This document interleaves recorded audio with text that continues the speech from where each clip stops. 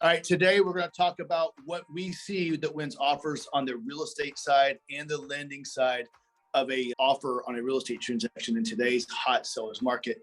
I'm super excited today because I got Kristi Winfree with Legacy Transactions with us today. And I'll tell you, she is one of the smartest real estate people that I've known. She's very process driven and she sees a lot of deals come across her desk. So Kristi, welcome.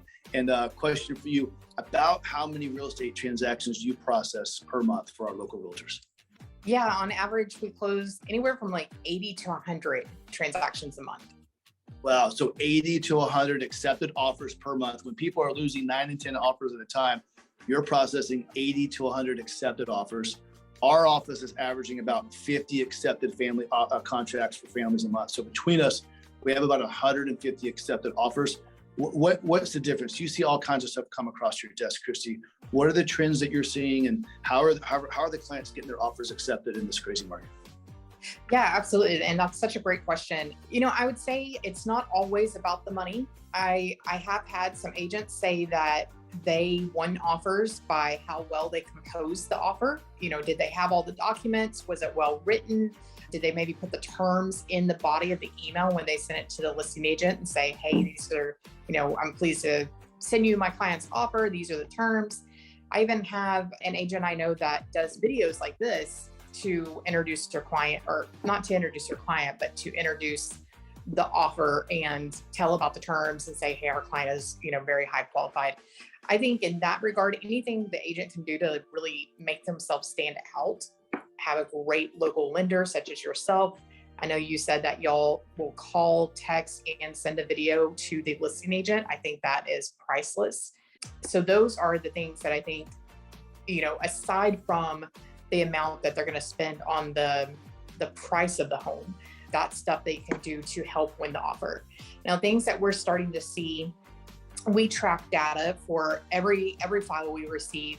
We pull data for the past 30 days. And on our website, Legacy Transactions, there is a resource tab, and under that is Market Insights. And so anybody can access that. They can go and look and see what percentage of loans are conventional cash, VA, well, cash is cash, but VA, FHA, and then what percentage do we see that the buyer's paying the title policy? What percentage have home warranties? What percentage are paying over the list price, exactly the list price, or under? Also, what percentage have seller concessions? And I would say what we're seeing is kind of a trend. We're starting to see more buyers pay the title policies, whereas that was typically used to be more a seller paid item. And now, just looking at the data on my website, on a conventional loan, 42.2% of buyers are paying the title policy. On a VA, it was 80%. The majority of the contracts we're getting are conventional. It's almost 60%.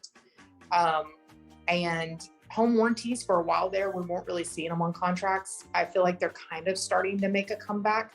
On cash, 33.3% had home warranties, 40% on VA, 29.4 on FHA, and 23.4 on conventional.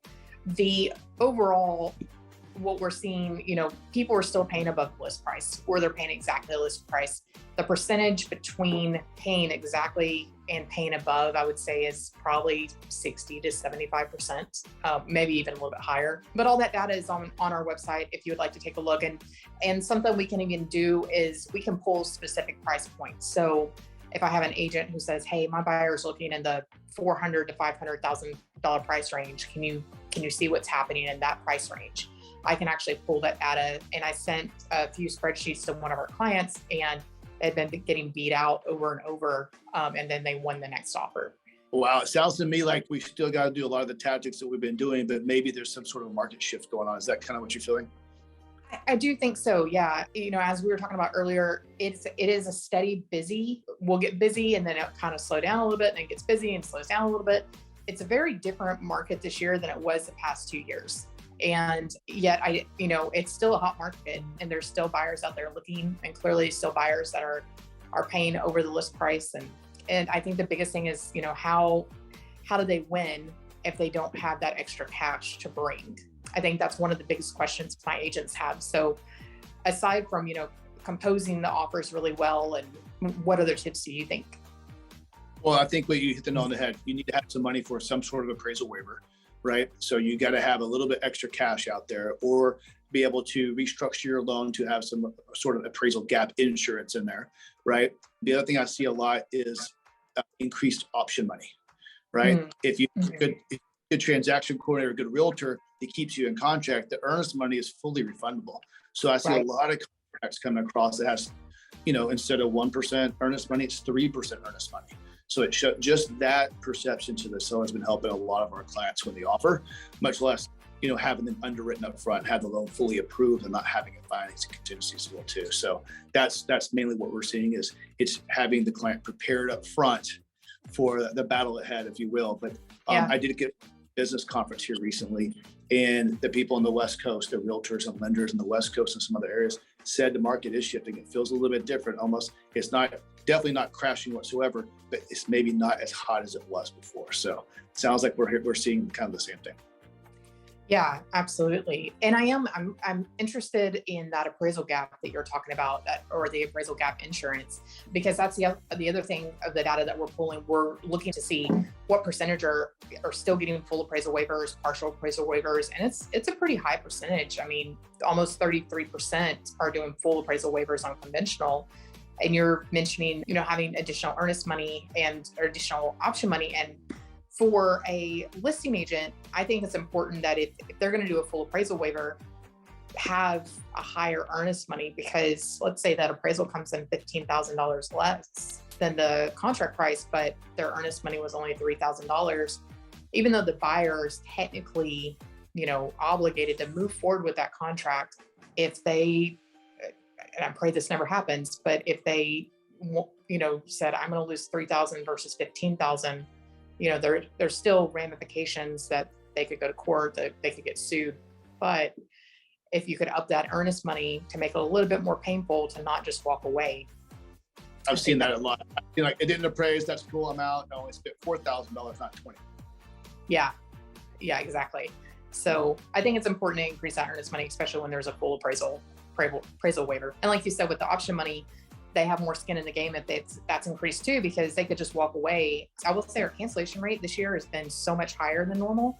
And I think we were starting to see a lot of buyers just go under contract without even seeing the home, because they were in such urgent need to get into a home and getting outbid constantly, that they were finally happy to get under contract on something. Maybe they hadn't even seen it, but then when they saw it, they were like, no, this really isn't the home I want.